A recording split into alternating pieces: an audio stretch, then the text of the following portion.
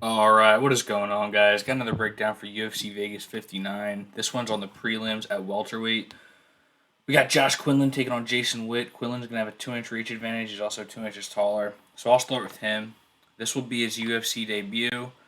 Scored a knockout over Logan Urban on the Contender series. He has finished all 6 of his pro fights, mostly by knockout, but he has 2 rear naked chokes. Thing is, though, in the Logan Urban fight, he was suspended not long after for testing positive for trace amounts of some kind of performance enhancer.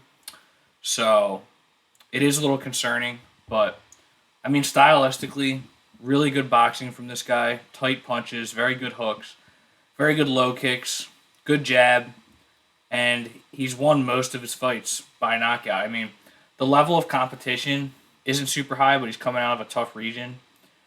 Dallas Jennings is a teammate of Jason Witt's now at Glory MMA and Kickboxing. So it's worth noting that Jason Witt is training with a guy who has gone to the third round with this guy, and then he got choked out. But, um, you know, Josh Quinlan has never gone to the cards in his pro career. And it's going to lead to two factors for this fight. You got to wonder how much is that positive test going to actually matter. We don't know if he was actually using steroids or if he just tested positive for a trace amount. A lot of times it's number two, but of course, if he was using steroids and now he's not, obviously that's going to be a huge factor. He could get tired really fast, and also he hasn't gone to the scorecard, so he hasn't been tested and pushed yet. But he does have a lot of knockout power, and for Jason Witt, um, it's a mixed bag in the UFC. Win one, lose one, but the losses are all by knockout. He has like 6 knockout losses in his career. But against Phil Rowe, we actually got Phil Rowe in the second round on that one at plus 800. I think that's the highest prop I've hit on this channel. But yeah, it went the way I thought it was going to go. Witt wrestles early. Philip Rowe kind of a slow starter, and then he gets it going in the second round, gets the KO.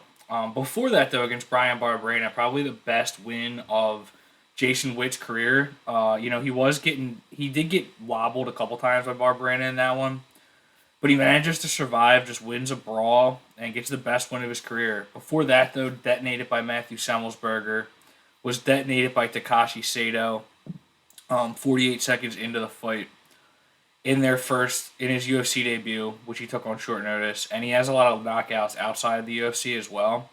Granted, he's been around for a long time. It took him a while to get to the UFC, so he's definitely tough. But man, that chin is such a problem.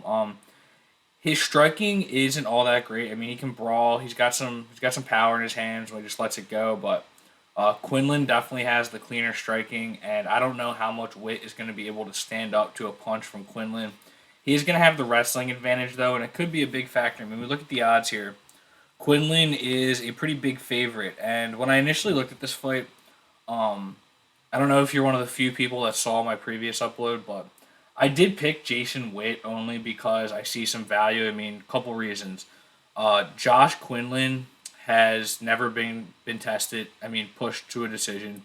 Jason Witt will wrestle most likely from the rip, which could make him tired.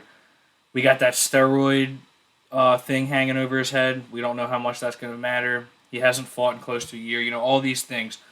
But I just cannot pick Jason Witt, man. I mean, when it comes down to it, you just cannot pick fighters who have bad chins. Bad chins and bad fight IQ are just no bueno. You cannot bet on those. So I'm going to go with Josh Quinlan. Josh Quinlan by knockout.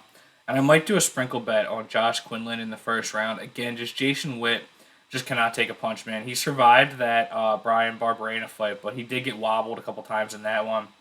And, if it goes past the first round, I mean, listen, you might be able to get a good live betting opportunity on Quinlan if Witt wins the first round. But at the same time, you're just going to hope that Quinlan doesn't gas out because he's never been extended in only 6 fights. So, I've said it multiple times already. So, you know the drill. But, yeah, I'm going to go with Josh Quinlan. Don't love the money line, but we'll see what we get for knockout props. So, thanks for watching, guys. Sure subscribe, and take it easy.